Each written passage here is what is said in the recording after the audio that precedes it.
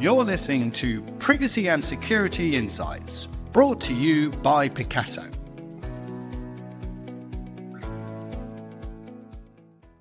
Hello and welcome to this episode podcast of Is Your Privacy Stack Ready for the AI Era? Brought to you by Piccaso.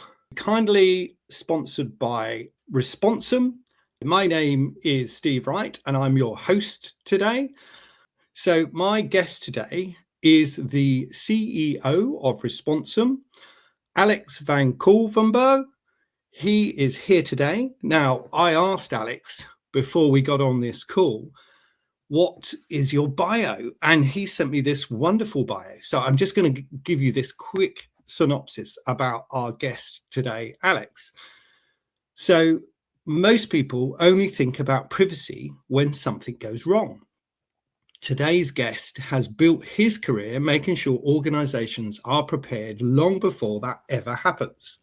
In the last 6 years, Alex has built and scaled a privacy technology company that's now used by privacy teams across Europe to manage GDPR, governance, and AI-related risks in real-time environments. He is the CEO and co-founder of Responsum, a platform helping companies manage everything from compliance and AI governance to AI-related privacy risk in a far more intelligent way. He's become recognized as a voice in the privacy space for turning complex regulation into practical, operational, strategic, whilst keeping trust and people at the center of that conversation. I'd like to welcome Alex today. Hi. Hi, Steve. I'm happy to be here. Thank you for having me. It's definitely our pleasure. So I was looking forward to this conversation, Alex, because you and I have spoken many times over the years, and it's always a good conversation. So for our listeners, Alex and I are both situated at home recording this today. So if you hear background noise, we apologize for that. If you hear my dog barking, I'm saying sorry now. If the postman delivers something, he tends to bark. But without further ado, I'm just going to kind of give a little bit of a background, and then I've got some questions for Alex and I to talk about over the next 15 minutes.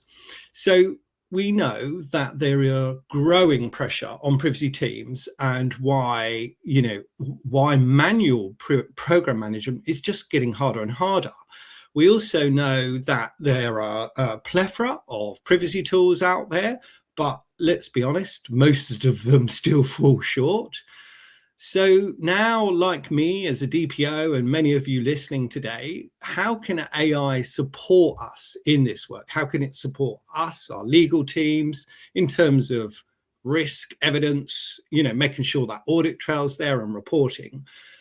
And yet at the same time, we need to make sure that we maintain that human judgment, that experience that we've all got, that knowledge that has become implicit. And how do we make sure that we push accountability and decision-making in that controlled environment? Really, what we're talking about today is what are some of those practical considerations before adopting or upgrading AI powered software? And so I think this is a great topic. It's very timely. Most of my peer group, we're talking about this. I've had a meeting about this morning with a DPO about using AI.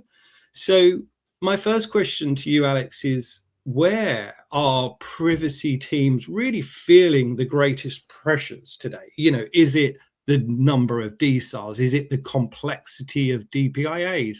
Is it vendor risks? Is it, being ready for an audit or board reporting? What's your general, what you're seeing out there as the overall volume of work today? So the question is, where are those pressures coming from today? Yeah, I get it. I get the question. It's rarely one thing, actually. It's the accumulation of everything. Like you're mentioning DSARs. Well, depending, of course, of some type of companies, they have a lot of DSARs, but they have strict deadlines. The DPIAs, they require cross-functional input, and But the other thing where you're saying like board reporting, it's trying to get simplicity from complex data. So it's all at once. And I think you were mentioning vendor risks also. But Yes. I've just seen customers, they have more than 100 third parties, and each of them is a potential breach point. So manual tracking and tracing is not easy anymore. So that's definitely all things. And I think you were also mentioning audit readiness. Yes. I think this is one of the silent stressors, because teams will only feel the pain when the regulator knocks on the door, and then the gaps are already there.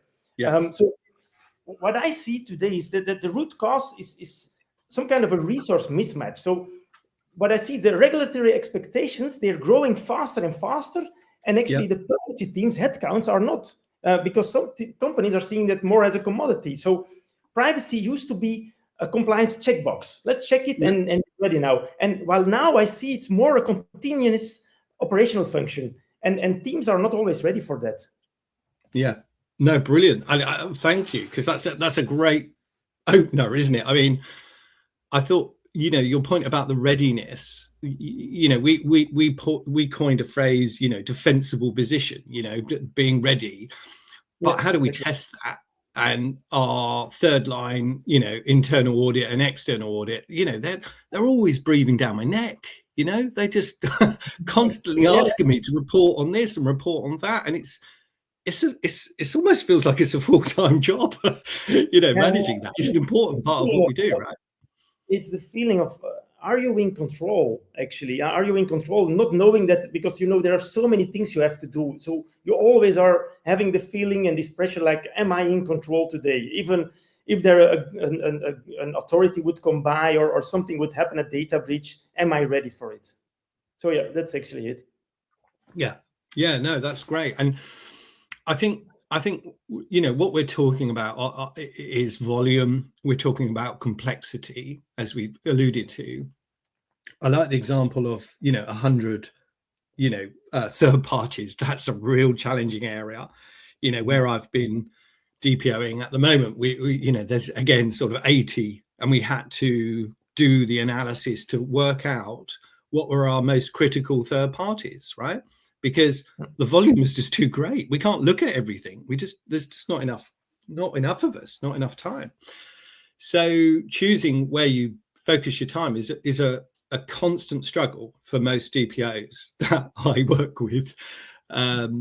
Okay, so look, one of the challenges that we've had in our industry is the plethora of different kind of platforms that are out there available. So my question is kind of,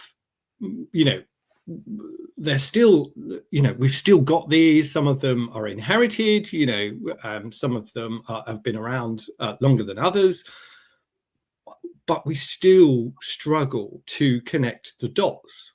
So what is the difference between a system of record and a truly, what I would say, an intelligent privacy program? What's the difference between that with all these different platforms? What's your thoughts on that, Alex? Well, the way I see it is, and this is of course my opinion, but a system of record, it stores information. It tells you what you have today. While an intelligent program, it tells you what it means and what to do next. So most platforms today that sometimes are there for a reason from the past, or they have been built something themselves, they look like sophisticated filing cabinets. So they capture Europa entries, they document your DPIAs, they make sure your incident records are there, but they don't surface really the risk patterns or flag when something is out of date. So for me, intelligent, it means that the system connects your data flows from the ROPA to the IT systems, to your vendor list, to the DPIA outcomes, and hopefully not to an incident history, and then spots if there are relationships that you missed, and it will give suggestions on what to do. So the goal is moving from something reactive to something which is anticipatory. So knowing and anticipating on a risk is more important before it becomes a breach or a regulatory question, actually. So the way I would summarize it is actually a record will tell you where you've been, while an intelligent program, it will tell you where you're heading to.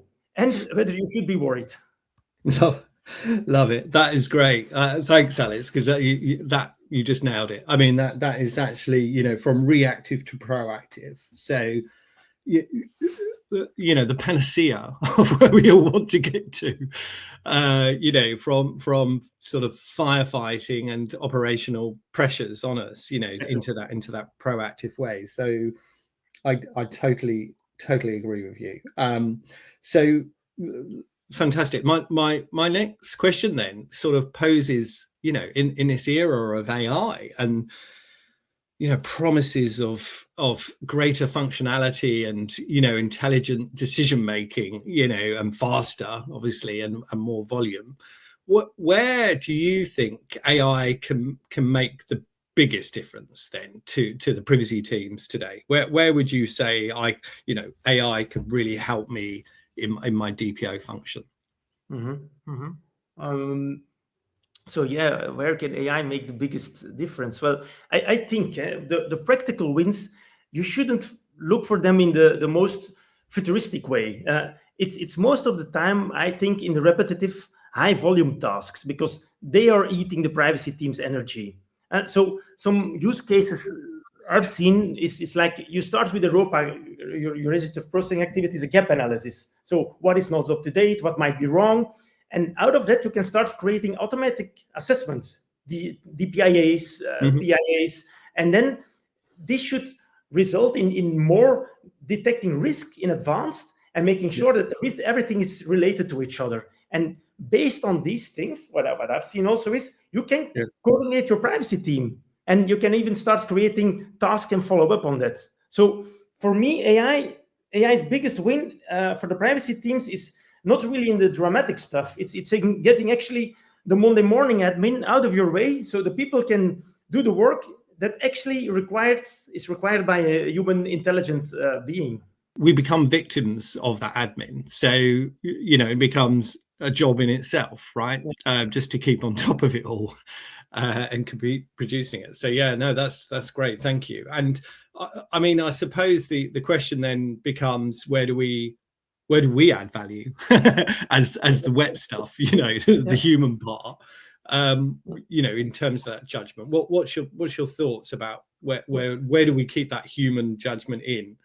And this is a really, really important question, Steve, and I'm happy that you ask this, because, well, the way I see it is, think of AI as a very well-read analyst. So it surveys options, it drafts positions, it will flag risks, but the DPO or the privacy professional will always sign off, always. The key design principle is explainability. So if AI makes a recommendation, the team should be able to see why, you should raise the evidence, and you should be able to override it.